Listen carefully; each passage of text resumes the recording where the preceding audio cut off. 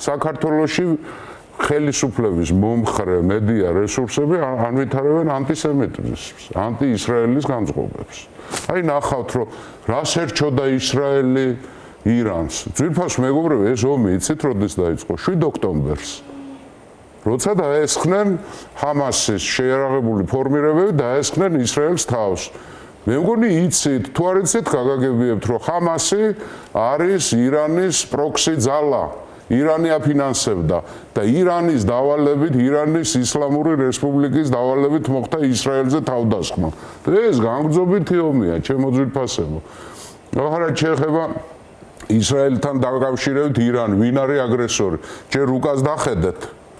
ისრაელი არის ორი კახეთის ხელა. ორი კახეთის ხელა არის და ეს არის თურქეთზე ორჯერ დიდი ქვეყანა, 100 მილიონიანი და 10 მილიონიანი ისრაელი, რომელი აგრესორი. ხო ამას ხო აქვს მნიშვნელობა. მერე კიდევ ირანის ისლამური რესპუბლიკა როცა დამყარდა პირველი საგარეო დოქტრინალური დიპლომატია გამოაცხადეს, რომ ამერიკა არის დიდი სატანა და ისრაელი არის მცირე სატანა და ისლამური რესპუბლიკის საგარეო დოქტრინა გულისხმობდა ისრაელის სახელმწიფოს განადგურებას.